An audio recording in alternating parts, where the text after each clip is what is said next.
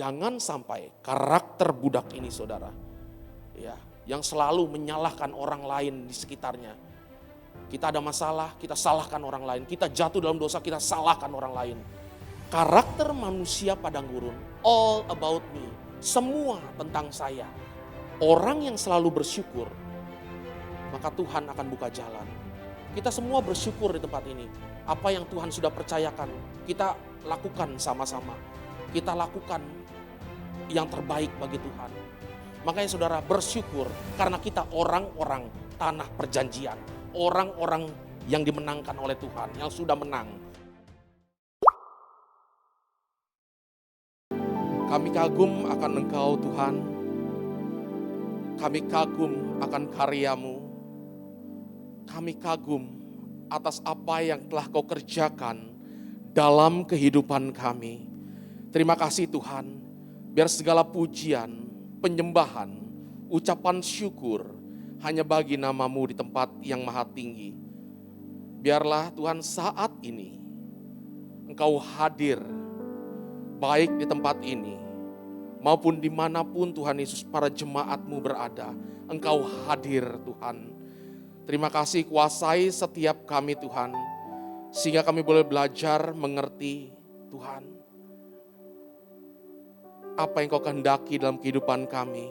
Karakter apa yang Kau inginkan dalam kehidupan kami. Tolong kami Tuhan. Tolong kami semua Tuhan Yesus. Urapi hamba-Mu Tuhan. Sehingga kami bisa menyampaikan kebenaran firman-Mu dengan kuasa Roh Kudus-Mu. Dengan urapan yang datangnya dari Engkau. Terima kasih Tuhan, kami mau sambut firman-Mu. Ini waktu-Mu. Terima kasih Bapa. Dalam nama Tuhan Yesus Kristus. Haleluya. Amin. Terima kasih untuk pujian penyembahan yang begitu luar biasa. Shalom saudara, dimanapun saudara berada saat malam hari ini. Saya mengucap syukur, satu kehormatan yang luar biasa ketika bisa melayani, boleh kembali melayani umat Tuhan yang luar biasa. Ya, saudara, malam hari ini, saat hari ini kita akan belajar tentang karakter manusia. Ya, saudara, kita akan belajar 3 karakter manusia. Lalu saudara nilai seperti apa karakter saudara sebenarnya. Tipe yang seperti apa saudara ini. Ya, jadi kita belajar, kita refleksikan ke diri kita sendiri, seperti apa karakter kita. Saudara, saya tidak banyak lagi, kita langsung saja. Karakter yang pertama, saudara, kita akan berbicara tentang satu bangsa yang luar biasa, yang Tuhan sayangi sekali, yang Tuhan perhatikan sekali, yaitu bangsa Israel. Nah saudara, bangsa Israel, ada 3 fase bangsa Israel. Waktu di tanah Mesir, waktu di padang gurun, dan waktu di tanah Kanaan, itu tanah perjanjian. Nah ternyata ada 3 karakter di bangsa Israel ini saudara. Karakter yang pertama adalah karakter manusia tanah Mesir. Kenapa karakter manusia tanah Mesir saudara? Kurang lebih ya saudara, 430 tahun bangsa Israel ada di tanah Mesir. Dan beberapa ratus tahun mereka diperbudak begitu hebatnya di tanah Mesir, saudara. Ketika Yusuf dan angkatannya sudah meninggal semua, berbeda generasi. Nah saat itulah mulai bangsa Israel diperbudak di tanah Mesir. Nah saudara, karakter manusia tanah Mesir ini memiliki mental namanya mental budak saudara. Kita belajar apa itu mental budak. Ya, karakternya jadi seperti budak, mentalnya mental budak. Saudara, mental budak yang pertama di sini adalah dia selalu memposisikan diri sebagai korban dalam setiap masalah. Ya, jadi kalau ada kesalahan saudara, mungkin ada sesuatu yang salah, ya, ada sesuatu yang memburukkan diri dia saudara. Dia akan langsung salahkan, ini saya begini karena si A, saya begini karena si B, saya jatuh dalam dosa karena si A, saya jatuh dalam dosa karena si B. Selalu memposisikan sekelilingnya Itu dia yang salah, bukan saya yang salah. Saya jatuh seperti ini karena dia, bukan karena diri saya. Nah, ini mental budak, saudara. Berapa banyak dari kita, bahkan dalam gereja Tuhan sekalipun, saudara, banyak orang-orang yang seperti itu. Keluar dari gereja salahkan si A, keluar dari gereja salahkan si B. Bahkan dia bisa salahkan para gembalanya, ya, atau bertengkar dengan para pengerja. Salah pengerja si A, saya keluar dari gereja, saya jatuh sampai hari ini karena dia. Selalu memposisikan dirinya sebagai korban, saudara. Ya, padahal yang bermasalah mungkin saja dia yang bermasalah. Ya.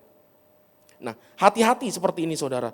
Keluaran 5 ayat 20 katakan seperti ini. Saya bacakan untuk saudara. Keluaran 5 ayat 20. Waktu mereka meninggalkan Firaun, berjumpalah mereka dengan Musa dan Harun yang sedang menantikan mereka. Ayat 21, lalu mereka berkata kepada keduanya, kiranya Tuhan memperhatikan perbuatanmu dan menghukumkan kamu, karena kamu telah membusukkan nama kami kepada Firaun dan hamba-hambanya. Dan dengan demikian, kamu telah memberikan pisau kepada mereka untuk membunuh kami. Jadi peristiwa ini, saudara, ini mandor-mandor bangsa Israel. Waktu itu bangsa Israel benar-benar ditindas. Waktu Musa dan Harun menghadap Firaun. Firaun bukannya melonggarkan ya. Firaun marah dan berkata, kalau kemarin-kemarin kamu buat batu bata kita kasih jeraminya. Sekarang buat batu bata jeraminya cari sendiri. Jadi mereka cari seluruh negeri. Enggak boleh berkurang ya batu batanya. Pokoknya harus tercukupi. Nah, saudara, lalu si mandor-mandor Israel ini, waduh, dia bilang ini semakin berat. Yuk kita menghadap Firaun. Lalu menghadap Firaun, malah Firaunnya marah, lebih marah lagi. Nah, saudara, lalu mereka pada ayat 20 dan 21 mereka bertemu dengan Musa dan Harun. Mereka nantikan, mereka mau ngomong, Musa dan Harun, kasarnya nih ya saudara. Gara-gara kalian nih, ya, kita malah jadi lebih susah dari yang kemarin-kemarin, dari yang lalu. Kita malah jadi lebih susah. Ini gara-gara kalian. Jadi mulai menyalahkan. Padahal saudara, Musa dan Harun sedang memperjuangkan hak bangsa Israel waktu itu. Ya, ingin beribadah kepada Tuhan. Diperjuangkan sehingga enggak diperbudak lagi. Tapi ternyata mandor-mandor Israel ini, mereka ayat 21, saya ulangi ya. Lalu mereka berkata kepada keduanya, kepada Musa dan Harun, kiranya Tuhan memperhatikan perbuatanmu dan menghukumkan kamu. Karena kamu telah membusukkan nama kami kepada Firaun dan hamba-hambanya.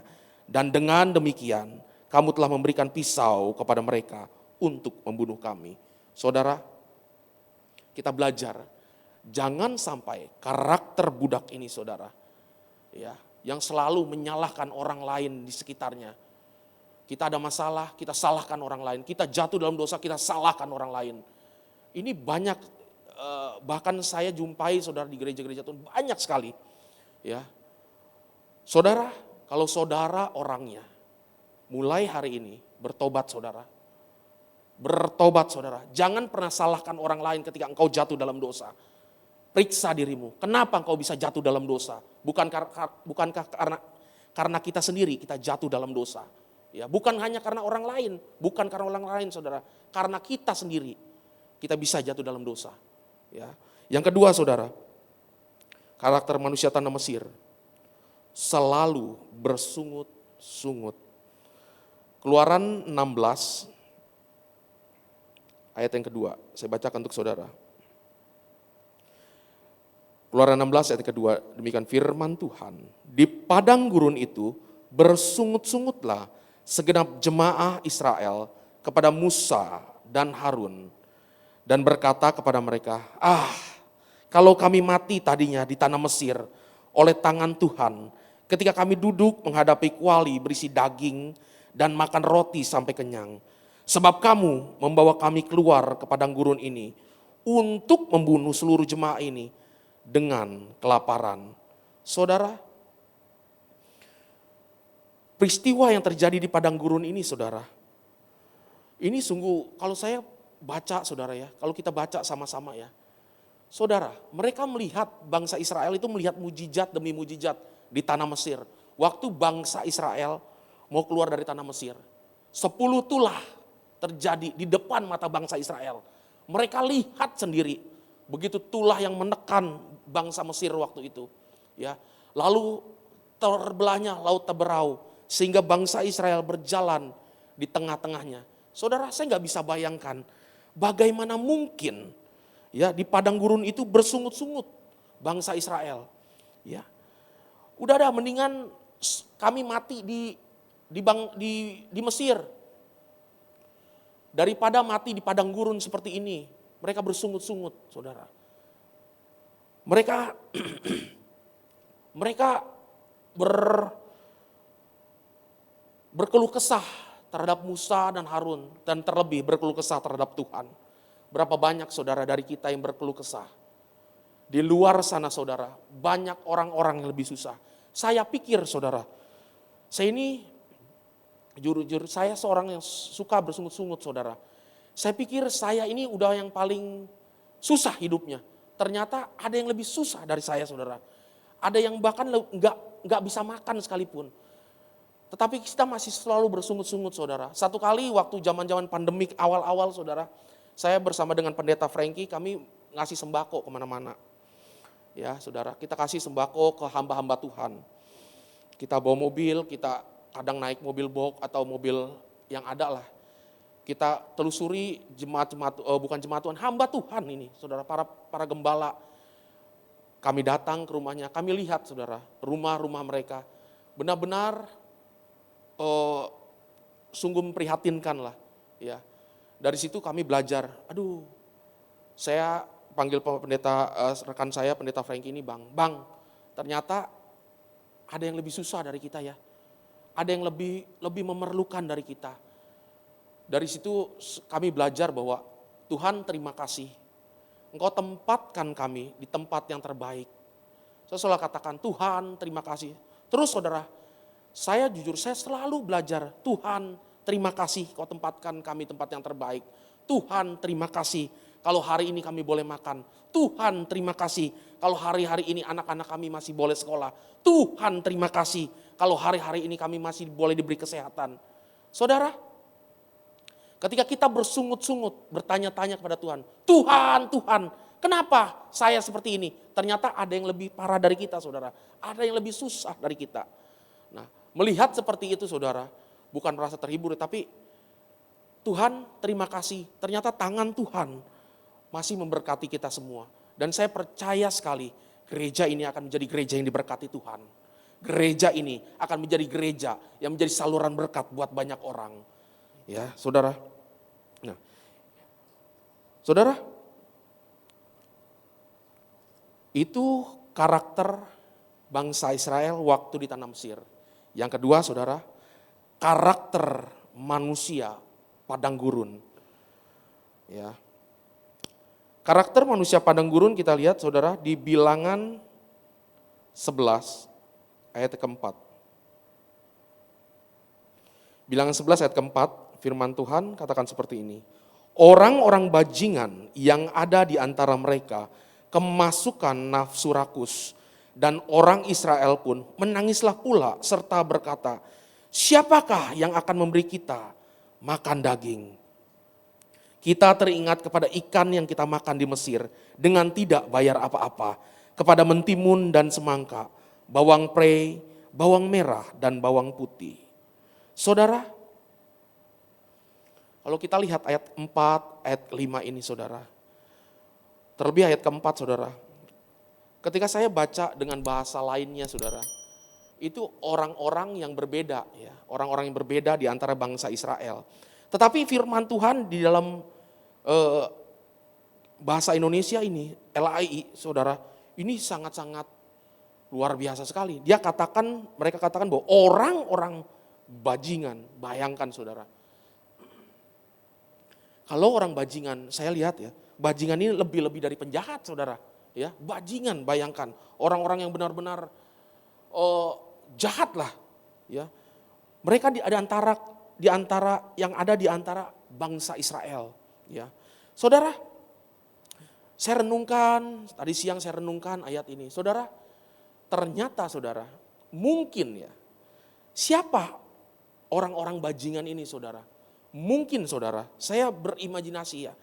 Saya kembali mungkin ingat-ingat berimajinasi, apakah mungkin ini adalah para mandor-mandor bangsa Israel yang waktu itu bertemu dengan Musa dan Harun yang mengatakan, ini gara-gara kamu nih Musa, Harun. Karena begini saudara, waktu bangsa Israel diperbudak, nggak mungkin para rakyat Israel itu ya, orang-orang Israel yang biasa-biasa saja bisa makan daging, bisa makan ikan tanpa bayar, bawang merah, bawang putih. Nggak mungkin saudara, namanya budak, dia makan seadanya, dia makan apa saja yang ada yang bisa dimakan, itu pasti dimakan, itu budak. Beda dengan pembantu rumah tangga PRT. Tetapi budak nggak punya hak sama sekali saudara. Tetapi ayat ini bilang orang-orang bajingan yang ada di antara mereka kemasukan nafsu rakus. Mereka ingat daging, mereka ingat ikan yang mereka makan tanpa bayar apa-apa. Kemungkinan ini adalah orang-orang yang sama waktu itu saudara. Di Keluaran 16 ayat 2-3 tadi, para mandor-mandor Israel. Kemungkinan saudara. Karena kalau kita lihat nggak mungkin rakyat biasa bisa makan daging kalau diperbudak seperti itu di tanah Mesir. Nah saudara, artinya apa?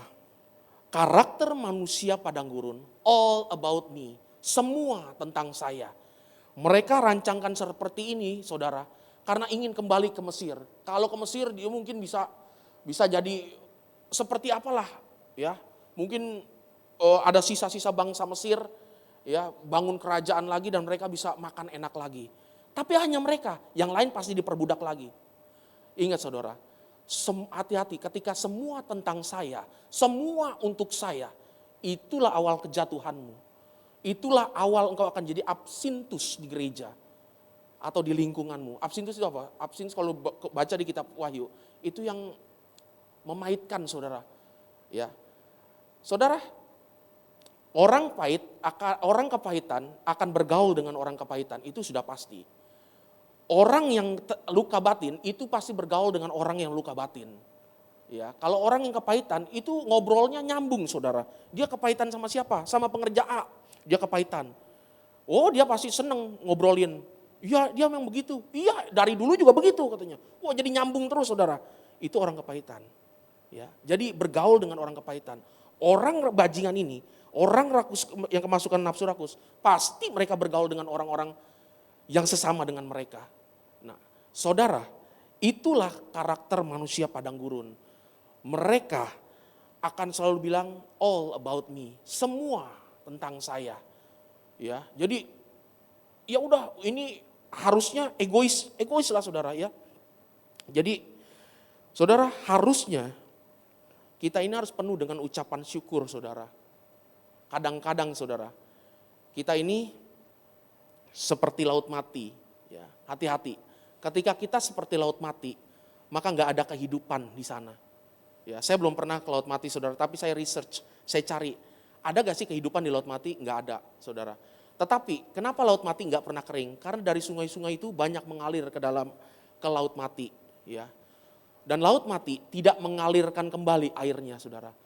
Dan di dalamnya itu tidak ada kehidupan, hampa saudara. Itulah orang karakter manusia padang gurun yang yang hanya bisa mencukupkan buat dirinya saja sendiri, nggak ada untuk orang lain. Pokoknya semua buat saya, semua adalah saya. Ini hati-hati saudara, ini karakter manusia padang gurun. Dan saudara, yang ketiga saudara, yang terakhir karakter manusia tanah Kanaan atau karakter manusia tanah perjanjian.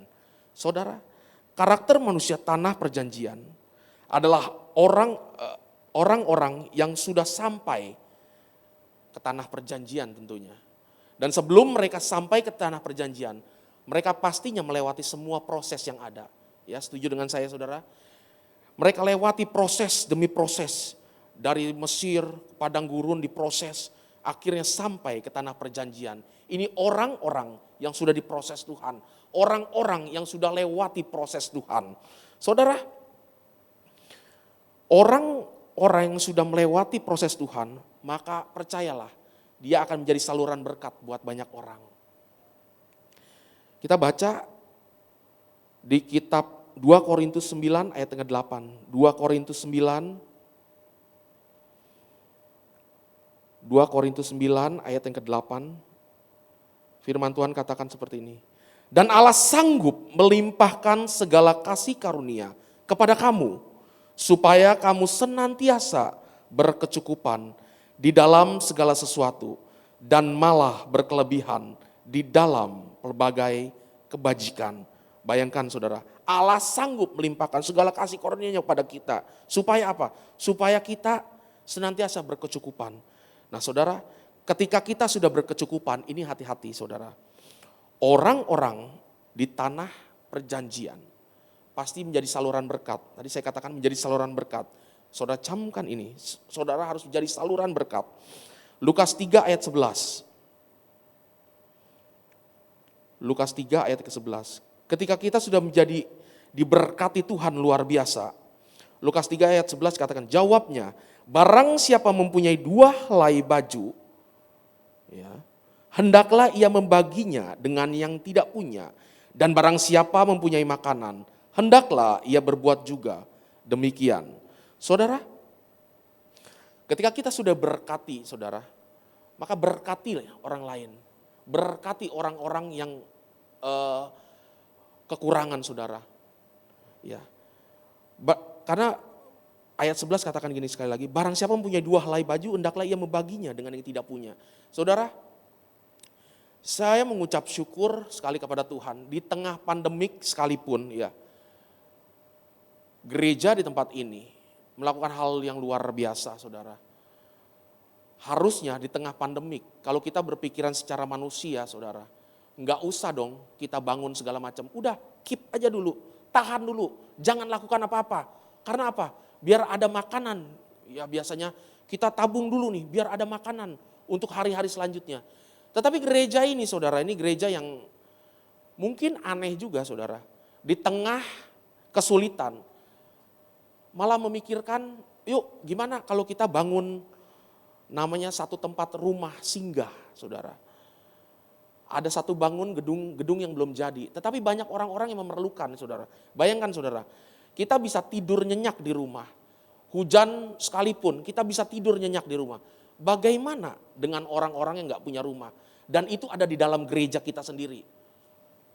Ya, akhirnya para pemimpin sepakat, ayo sama-sama kita bangun satu namanya Bet Rehobot, saudara. Untuk apa? Untuk memberikan kelegaan kepada siapa? Kepada orang-orang yang belum punya rumah, saudara. Ya, jadi sekarang sedang membangun satu tempat, satu rumah singgah. Ini 2 lantai, 12 unit, saudara. Udah kayak apartemen, keren sekali, bagus sekali. Bayangkan saudara, di tengah-tengah pandemik sekalipun, saudara, di tengah-tengah kesulitan sekalipun, ketika Tuhan menggerakkan hati orang-orang, saudara, di tempat ini, saudara, semua bisa terjadi karena apa? Karena ini semua untuk kemuliaan nama Tuhan, saudara, bukan untuk pribadi, saudara. Nah, jadi semua bekerja dengan baik. Bahkan ada satu orang, saudara, yang juga pelaksana, saudara, beliau juga lagi sedang sakit. Ya, tapi beliau semangat sekali pulang pergi berapa hari sekali lihat kontrol segala macam, dan semua saudara, enggak 1-2 orang, semua di tempat ini saudara bahu membahu, ya, saling bergandeng tangan. Ini hal yang luar biasa saudara. Dan kita percaya orang yang selalu bersyukur, maka Tuhan akan buka jalan. Kita semua bersyukur di tempat ini. Apa yang Tuhan sudah percayakan, kita lakukan sama-sama. Kita lakukan yang terbaik bagi Tuhan. Saudara, percayalah, ketika kita melangkah, mujizat pasti terjadi. Saya punya rumus begini saudara, kita berdoa, kita melangkah, baru mujizat terjadi. Kalau kita berdoa sampai berlutut-lutut jedotin kepala kita, tanpa kita melangkah, tanpa kita melakukan sesuatu, nothing happen saudara. Enggak ada yang akan terjadi. Jadi rumusnya saudara, kalau kau mendapatkan mujizat, berdoa, melangkah, maka mujizat terjadi dalam kehidupanmu. Ya, jadi saudara, orang yang selalu bersyukur, ya, adalah orang-orang tanah perjanjian. Dia akan diberkati berlimpah-limpah. Bersyukur itu bukan ketika kita memiliki banyak uang, saudara. Bersyukur adalah ketika kita menikmati kasih setia Tuhan di dalam keluarga kita, di dalam pekerjaan kita, di dalam pelayanan kita. Ketika ada Tuhan, maka di situ ada berkat Tuhan. Ya. Nah, saudara, Ibrani 13 ini ayat yang terakhir, Ibrani 13 ayat kelima, saya tutup dengan ayat ini, saudara. Ibrani 13 ayat yang kelima. Bentar. Ibrani 13 ayat yang kelima. Janganlah kamu menjadi hamba uang dan cukupkanlah dirimu dengan apa yang ada padamu. Karena Allah telah berfirman, aku sekali-kali tidak akan membiarkan engkau dan aku sekali-kali tidak akan meninggalkan engkau. Satu kali, saudara, ketika saya masih kuliah, saya kuliah di Lodan Ancol, saudara. Waktu itu perekonomian keluarga benar-benar sulit, saudara. Saya berdoa sama Tuhan, saya dikasih uang 20.000. Nah 20.000 ini harus cukup sampai 1 minggu, saudara. Saya berdoa sama Tuhan, Tuhan tolong cukupkan uang 20.000 ini. Dan aku percaya Tuhan, sampai 1 minggu ini cukup. Jadi kalau pagi saya itu di 4:30 pagi saya berangkat dari rumah dan naik kereta sampai ke Lodan, saudara. Kalau sampai stasiun Kampung Bandan, saudara, saya harus naik angkot lagi. Jadi setiap perlintasan kereta api, itu kan ada perlintasan kereta api ya, turun naik gitu, saudara. Dia akan berjalan pelan-pelan di depan perlintasan itu. Nah, waktu itu saya harus loncat. Karena kalau saya nggak loncat sampai Kampung Bandan, itu biaya lagi saya. Keluar lagi uang 5.000-an lah. Akhirnya saya harus loncat. Jadi kereta berjalan agak lambat.